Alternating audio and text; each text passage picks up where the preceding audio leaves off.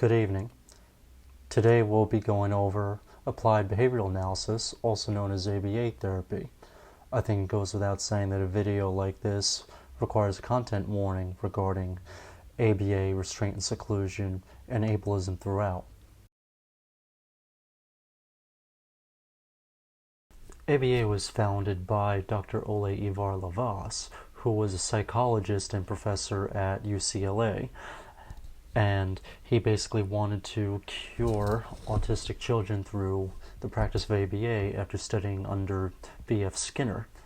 He became disillusioned with psychoanalysis, which was very popular at the time in the 1960s when he was a student. So after studying under B.F. Skinner, he became interested in behaviorism and then created applied behavioral analysis out of that. I think a good way to sum up his entire worldview is through this quote right here. You see, you start pretty much from scratch when you work with an autistic child. You have a person in the physical sense, they have hair, a nose, and a mouth, but they are not people in the psychological sense. One way to look at the job of helping autistic kids is to see it as a matter of constructing a person. You have the raw materials, but you have to build the person. Well, I wasn't aware that autistic kids are made of Legos. All jokes aside, that is basically his way of trying to impose the neurotypical way of doing things onto autistic children, because he believed that they were not fully human until they started acting neurotypical.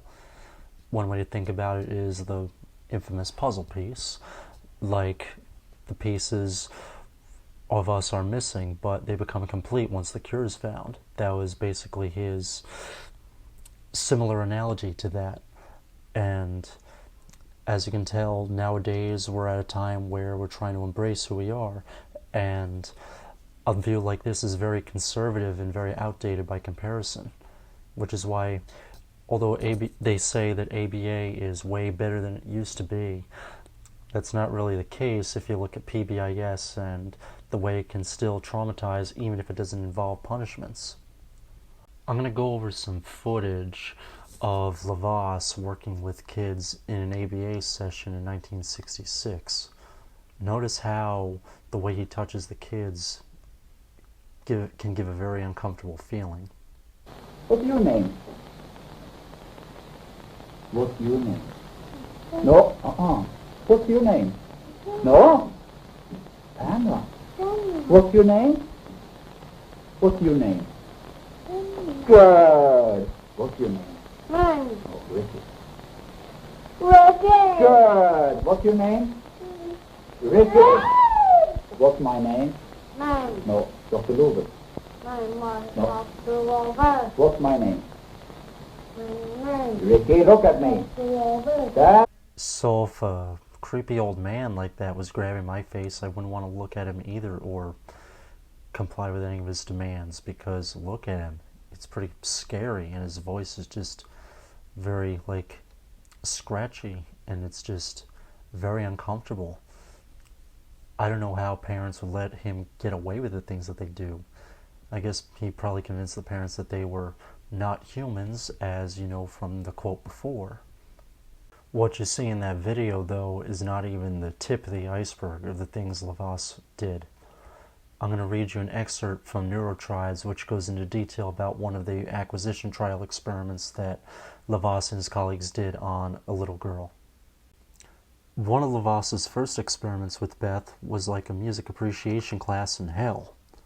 For months, the psychologist and his assistants played children's songs for her on a guitar while reinforcing proper social behavior by smiling and saying, "That's a good girl," when she clapped or sang along. Lavas was testing the hypothesis that Beth's self-injurious behavior would decrease as she became more socially aware. Beth was a good girl.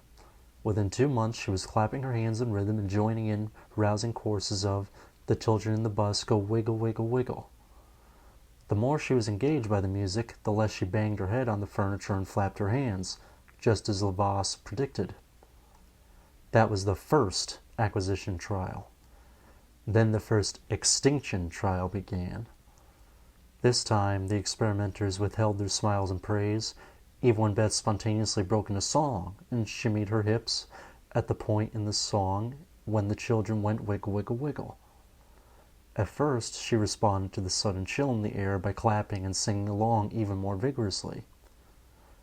But after more than a week of getting no response, she started beating herself up more than ever.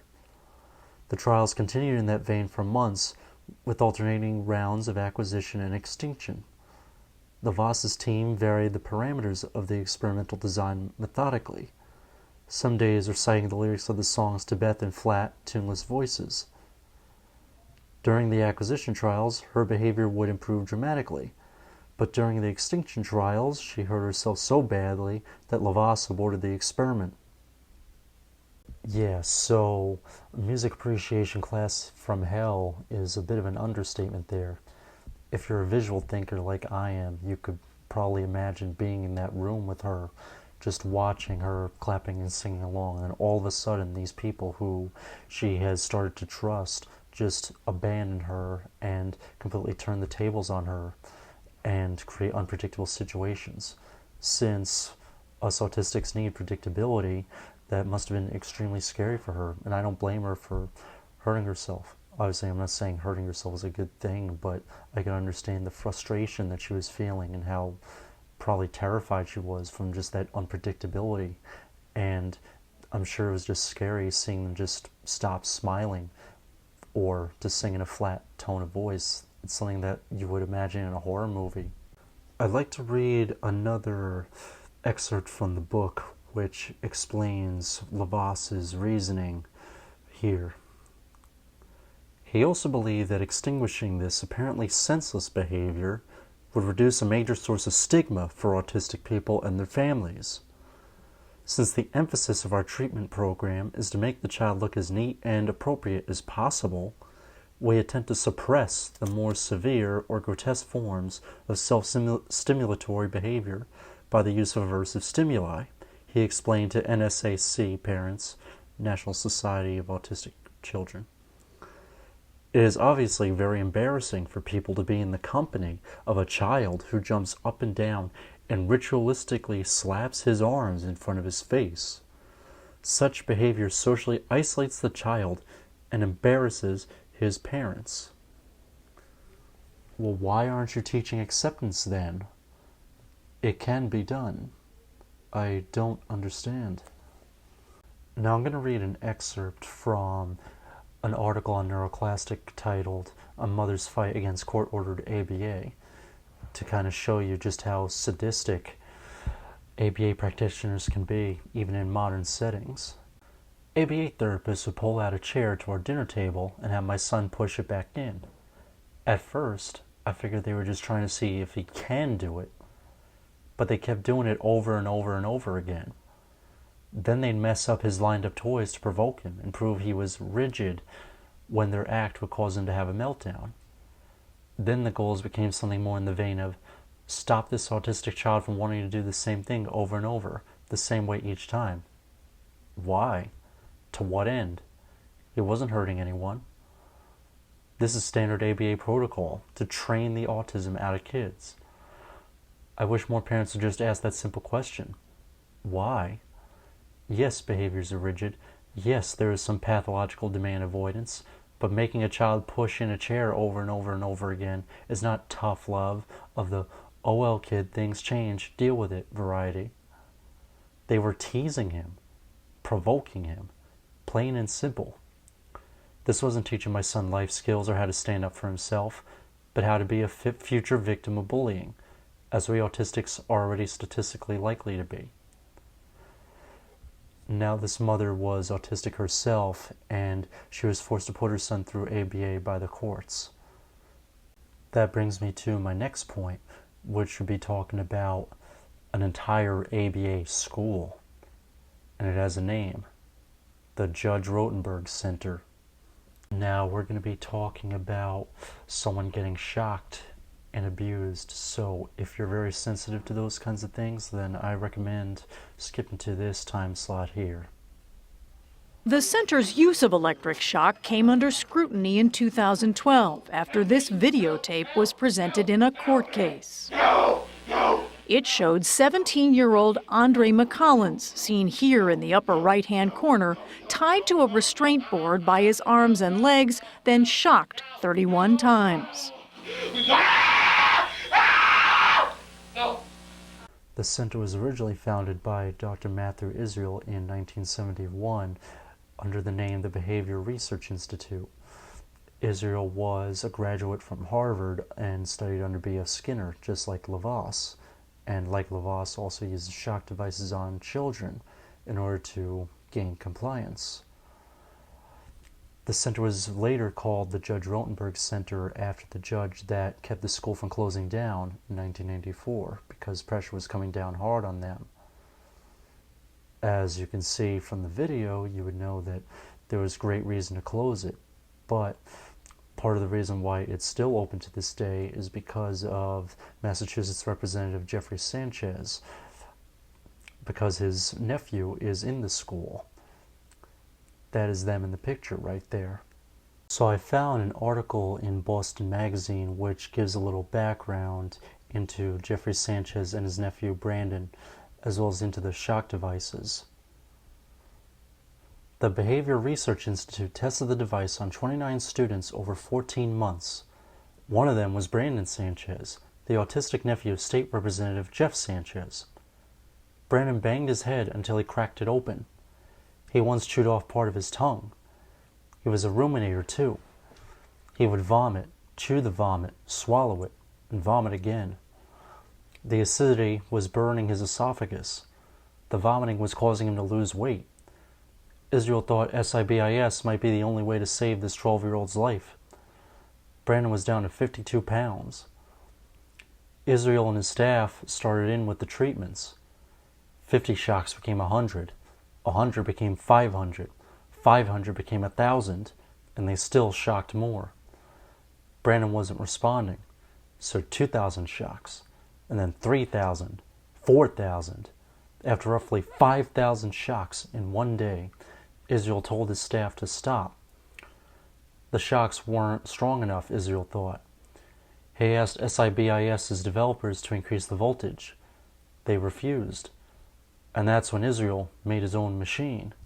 Now that new machine is what's called the Graduated Electronic Decelerator, which is what they used on Andre in the video before from the Judge Rotenberg Center, as well as the other students that are still there.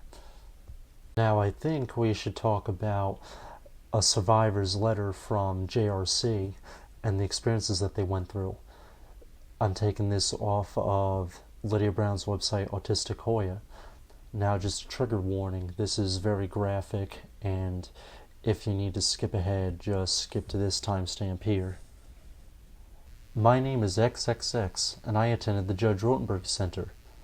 I am writing to ask you to please reconsider your approval of the GED for use on any human being. I was placed on the GED about 2 months after arriving. I started out on the GED-1, and during my last few years I was placed on the GED-4. There are so many of us that were tortured with these devices, this treatment. I believe the reason why more ex-students haven't spoken out is because they are either nonverbal, afraid, or believe that no one else cares about us or it will not make a difference. Parents of families that speak and rally in favor of the GED are not the ones who have to experience it, the pain and anxiety, day after day for years on end. The GED is harmful, even the GED-1. I was burned many times, and I still have scars on my stomach from being repeatedly shocked there by the FDA-approved GED-1. The electrodes have actually burned into my skin. I experienced long-term loss of sensation and numbness in my lower left leg after getting a shock there. I felt searing pain all the way down to the bottom of my foot and was left with no feeling in my skin from the knee down for about a year. Again, this was with the GED-1. After complaining to JRC nursing about my leg, they told me to tell the neurologist about it during a follow-up visit for a suspected seizure. He asked the staff what that device was on my leg, and they wanted to explain to him it was an electrode. After their explanation, the neurologist said, "Well, I don't know what that thing is, but it needs to come off." JRC left the device off my leg for about a year, then decided on their own, without sending me back to the neurologist, it was okay to put it back. I have seen students with torso electrodes accidentally placed on their spine area, get a shock there, and be violently bent backwards. Also, I would like you to know that the devices have a tendency to malfunction and go off all by themselves. JRC refers to this as a misapplication. It happened to me and other students so many times I cannot count. Sometimes the GEDs will start to go off and shock you by themselves. Other times the staff shock one student, but the remote can also set off someone else's device at the same time. I have also gotten accidentally shocked from staff mixing up my device with another student's device, shocking me instead. Then there are times when staff intentionally misuse the GED. I have had a staff who became angry with me and started pushing more than one remote at a time, shocking me several places on my body at once. I have had staff intentionally give me shocks for things I didn't do in places, like the bus where there was no camera to prove it. I have had numerous staff over my years would threaten me with a GED, antagonize me to try and get me to have a behavior that they can shock me for, merely for the sport of it. Staff can and do use the GED to scare nonverbal students into doing what they want them to by pretending they are about to shock them. Some even laugh when they do this. And this is all in the name of ABA, for adults to get children to change undesirable behaviors. Now, we should also go back to Lavasse and his use of electric shock, because it seems that if you study under B.F. Skinner, you must be an aficionado for shocking children. So, we're going to look at an excerpt from the University of Oregon. Lavasse incorporated quick slaps on hands or bottoms into his research, but the quantity of this reinforcement, not to mention the possible injuries inflicted, cannot be precisely controlled. In his request for more consistent aversive techniques, Lavasse experimented with electric shocks administered through electrified floor grids and small remote control devices taped to children's wrists. The most satisfactory technology was a handheld instrument called the hot shot. It was applied quickly to a child's leg, delivering a painful 1-second shock. The experimental data persuaded Lavasse that aversives could alter negative behaviors quickly, and that was very compelling in cases of children whose destructive behaviors were directed against themselves. Isolation or electric shock may seem harsh, but these are acts of affection for children who have spent large parts of their lives hurting themselves. Parents gave Lavasse permission to use negative reinforcement and become some of his strongest supporters, especially when his work made a discernible difference in the quality of their children's lives. Everyone understood that this approach was a last resort, to be used sparingly and only after positive reinforcement had failed. Now, if you look at Autistic Hoya, Lydia Brown's website, you can see that what Israel did with shocking kids was not a last resort treatment and was in fact heavily abused, especially on kids like Andre. Andre was shocked for not taking his coat off. So, being an ABA therapist or someone in a school like that gives an unprecedented amount of power to the adults who wield it, and it could very easily be abused. And I would not be surprised if there were shocks that happened in Lavasse's care that went undocumented. You should also notice that the parents would defend Israel and the Judge Rotenberg Center as well. So if you notice both the parents supporting Lavasse and Israel, there's a connection. And also, a lot of the kids in the Judge Rotenberg Center, their rights were actually given to the state for custody. So the state would gain custody of them. Jennifer Masum is a good example of someone who could explain that. She runs the channel Rebranding Autism, and she was a survivor of JRC, and JRC was basically their legal guardian, and they really heavily abused her. So I would imagine that JRC probably makes the parents feel bad and gaslight them by supporting the therapy, because since the JRC has custody of the kids, it gives the parents no options really. But alternatives should definitely be considered, because JRC is just extreme, as I'm sure you can tell. You're probably wondering, surely that was in the past. ABA can't be that bad now. Well, to answer that question, it still kind of is in a very subtle way. I'll show you a little clip from a video on Autism Speaks, which I've covered in my first video.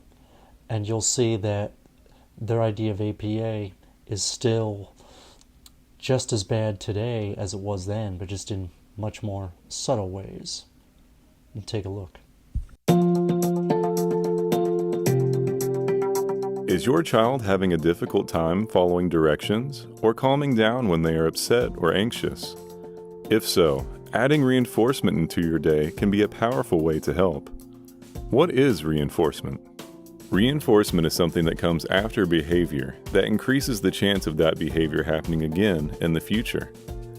It isn't something your child likes. It is something that they like so much that they are willing to work for it. This means they're willing to do something that may be hard or they don't like because the reinforcement at the end is worth it. Why might reinforcement be helpful? Reinforcement is helpful for everyone, both children and adults. It is something we all use to learn new skills or to get through things that are hard for us, like earning a prize at the end of a race or getting paid to go to work. It can be especially helpful for people with autism who may be asked to do things that might be more difficult for them or make them more overwhelmed or anxious than someone else. Reinforcement tells your child that you understand their frustration with tasks that may be hard and have found something that they can focus on during an activity. This can help your child learn new tasks more easily, like getting dressed or doing schoolwork, and can help them have a more positive experience with overwhelming activities, like going to the doctor. How do I use reinforcement with my child? First, decide which reinforcers you might use that make sense for your child. If you're having a hard time thinking of some, think about what they do when they have free time. Then decide how you can make that available as a reinforcer, such as a favorite game, a specific snack, or time on the computer. Or sometimes it may just be a break from everything. Now, after watching that, you might think from the music and the very benevolent imagery that it's not very harmful, right? Well, if you look and listen closely, they talk about using a reinforcer to get the child to do the things that the adult wants, therefore creating an unfair power imbalance, and gives the child a sense of them having to work to get the things they want, and that's not really fair to put on a child when they do things that they can't control. Like if they're having meltdowns, that's because of an external stimuli triggering it, so remove that external stimuli. But ABA is all about suppressing those behaviors so that way it's more presentable. Even if it's PBIS like this, it's still not very effective because it doesn't address the child's mental state. If you watch the rest of the video, none of it really addresses the mental state. There's the one part where it talks about them recognizing the frustration, but it disregards that because the child still has to do the activity anyway. It's like, I still understand your frustration, but you still got to do what I want you to do because you're the child and I'm the adult. When it comes to working with autistic kids, you got to adjust things a little bit. And they also talk about how everyone learns things in that clip. Notice the usage of the word everyone. The thing is, though, not everybody does things the same way. Not everybody learns things the same way. You have to individualize it. Hope that makes sense. I also wanted to go over some more things with that video that if you click on the video itself, you'll see what I'm talking about. It's disturbing that there's a section on coercion in the video where the directive states to allow choice of a certain play activity for the child after completing a task.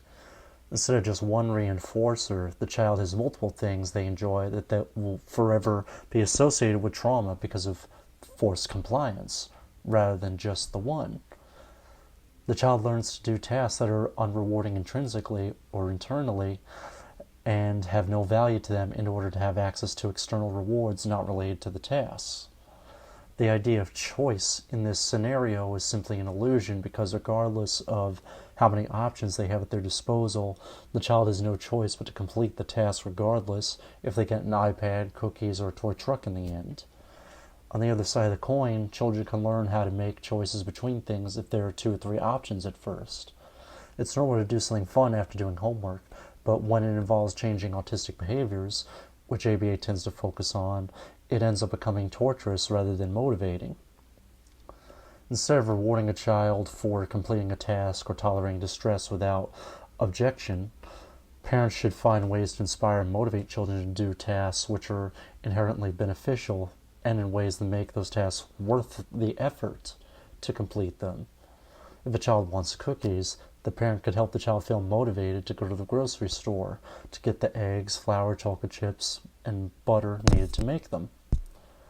If an autistic child is struggling with homework after a day of intense sensory overload, then the parent could allow the child to break to clear their mind. The parent could use the time to strategize how to break the homework down into manageable steps that are not as overwhelming, or search online for fun learning activities and videos to complement the lesson.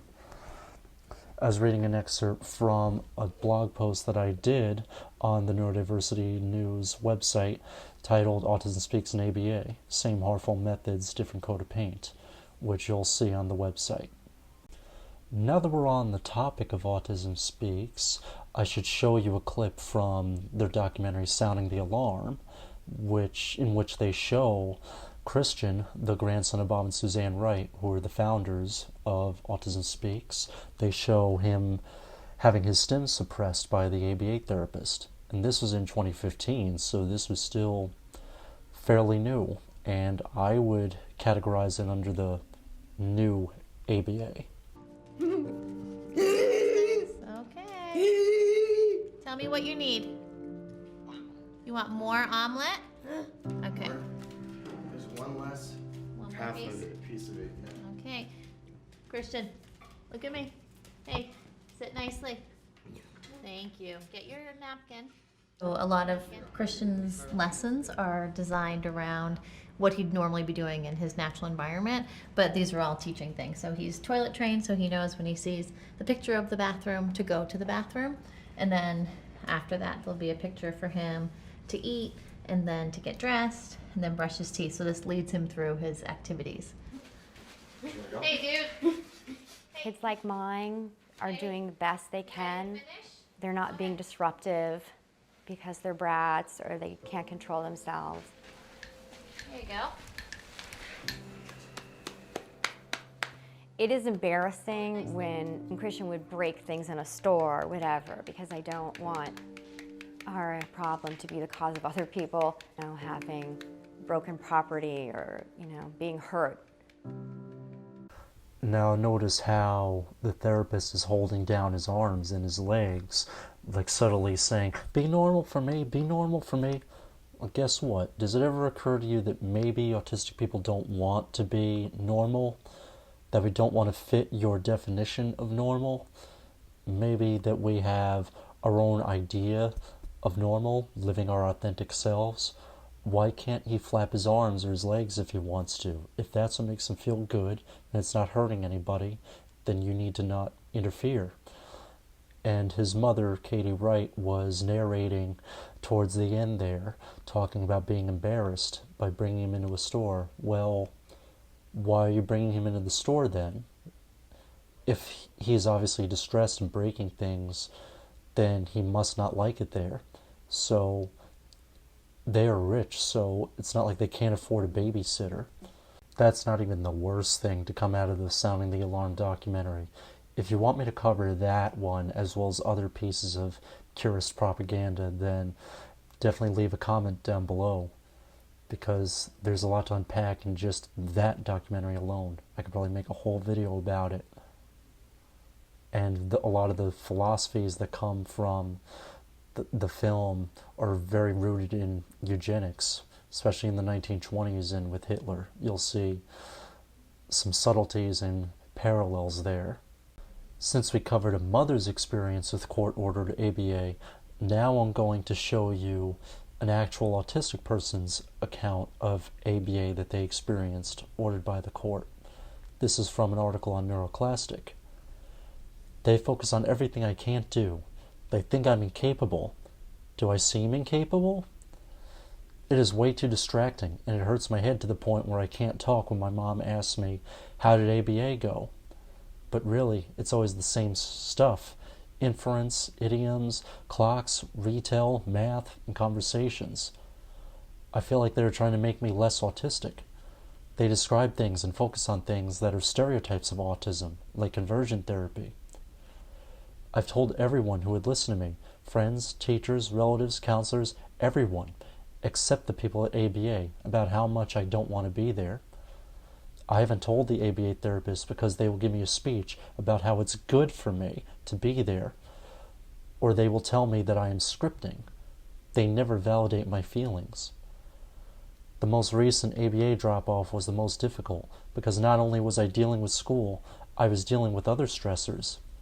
Mostly, I could not bear the idea that I would have to do this until I was 18.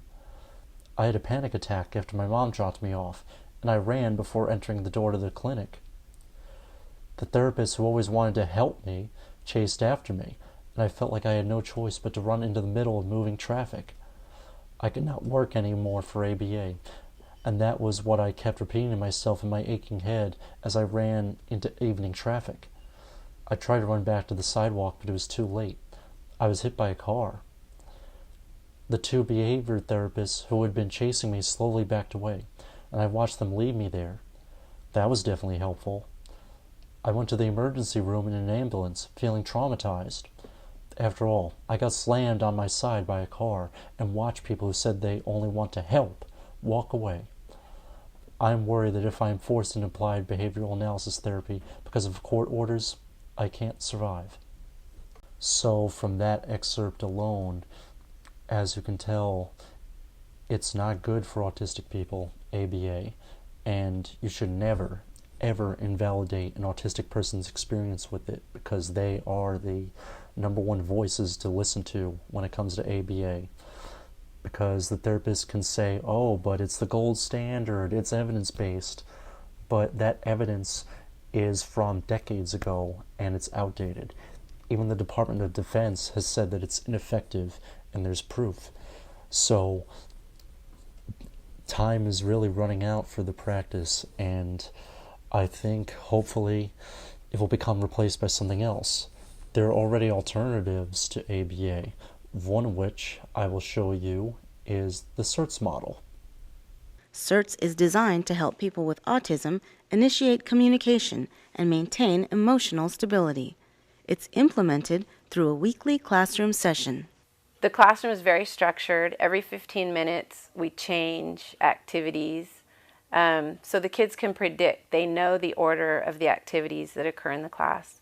The CERTS model works best as a team approach. EPU's team includes specialists in communicative disorders, occupational therapy, and speech therapy. An integral part of the child's team is parents, who are encouraged to stay in the classroom. We kind of talk our way through the class. We're doing this because, oh, did you see how he was showing that he liked that or that he didn't like that? We kind of are teaching the parents our program because we only have them once a week and the parents have them every day. The acronym CERTS refers to the focus on social communication, emotional regulation, and transactional support. Social communication refers to the development of functional communication, emotional expression, and a trusting relationship. It's not just about speaking, but making yourself understood. Cindy says it can be as simple as a look. If you hold up two objects to a child who can't communicate and say, "Which one do you want?" and they look, they want the one they're looking at. So it starts with the look. Cindy and the CERTS team look for these subtle communicative intentions when working with a child. The child can progress from listening to initiating communication. This is an area in which Diego's dad has noticed changes. They play a lot with my kid, and that's one of the things that worries me a lot because he's not social. So over here, he's been improving a lot. The ER, or emotional regulation, refers to maintaining an emotional state.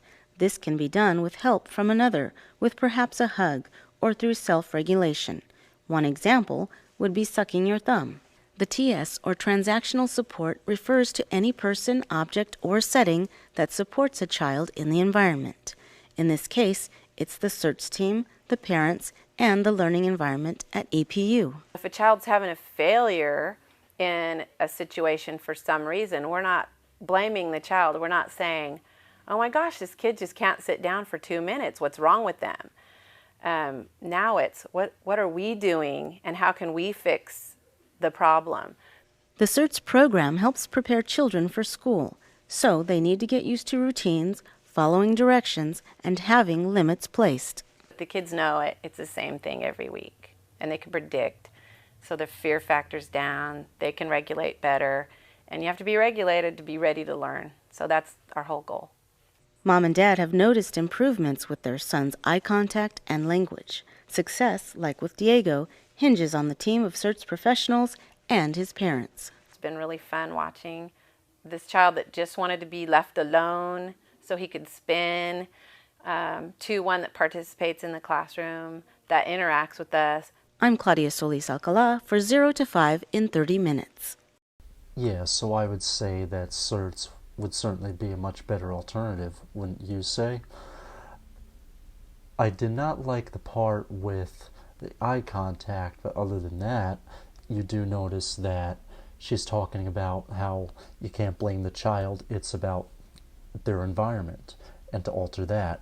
So it's actually addressing our inner state and recognizing that we cannot control the things that we do, and they're trying to make the environment as accommodating as they can and to engage us. CERTS was actually created by Dr. Barry Prezant, who is the author of the book Uniquely Human. I actually interviewed him on the Neurodiversity News website, so if you'd like to check that out, that'll be amongst the other links that I used for research. And just keep in mind that Dr. Barry Prezant is actually against ABA. He's a speech and language pathologist. I wanted to close this out with a very powerful excerpt by Julia Bascom, who is the executive director of the Autistic Self-Advocacy Network. I actually interviewed her on the website as well. When I was a little girl, they held my hands down in tacky glue while I cried. I'm a lot bigger than them now. Walking down a hall to a meeting, my hand flies out to feel the texture on the wall as I pass by. Quiet hands, I whisper. My hand falls to my side. When I was 6 years old, people who were much bigger than me, with loud echoing voices, held my hands down in textures that hurt worse than my broken wrist while I cried and begged and pleaded and screamed. In a classroom of language-impaired kids, the most common phrase is a metaphor. Quiet hands. A student pushes at a piece of paper, flaps their hands, stacks their fingers against their palm, pokes at a pencil, rubs their palms through their hair. It's silent until, quiet hands. I've yet to meet a student who didn't instinctively know to pull back and put their hands in their lap at this order. Thanks to applied behavioral analysis, each student learned this phrase in preschool at the latest. Hands slapped down and held to a table or at the sides for a count of 3 until they learned to restrain themselves at the words. The literal meaning of the words is irrelevant when you're being abused. When I was a little girl, I was autistic. And when you're autistic, it's not abuse. It's therapy. So that final line sums up everything in regards to the ABA experience with autistic people by saying that when you're autistic, it's not abuse, it's therapy. It harkens back to Ivar Lavas's point about us not being complete humans, and basically gives him an excuse to abuse us as well as the rest of the ABA industry. But I'd like to tell to the rest of the ABAers out there, we are human and we are perfect the way we are. You may try to break us and you may try to turn us into something we're not, but no matter what, we will become older and we will realize what you did. And we know exactly how to expose you, and we know that what you do is wrong, and we will not rest until everyone knows what you do. I wear this shirt for autism acceptance because that is an element that the ABA industry sorely lacks, is acceptance for who we are as people and recognizing that we are not diseased and that we just see the world in a different way, and we need to be met halfway and accommodated with our challenges, because we will learn a lot better if we're given the tools to succeed in a compassionate manner. ABA is not compassionate. It grooms people for abuse and creates a power imbalance. We need to be in the same amount of power as the adult. Thank you for watching my video today. If anyone has had an experience with ABA themselves, please feel free to talk about it if you feel comfortable doing so. I will also be listing the great big ABA opposition list at the bottom, so that way you have a compilation of sources to choose from. Also, to everyone out there who has been through ABA themselves, we all got your back and we're listening, and your experience is very valid. So do not feel discouraged to speak up and to make your voice be heard, because the more people who come out about what they've been through, the more people will know what happens to us on a daily basis, because the system is not designed for autistic people in mind. I'm sure you all know that. If you enjoyed this video, definitely please like and subscribe, and if you have any other suggestions of topics you want me to cover, please feel free and comment down below. Thank you.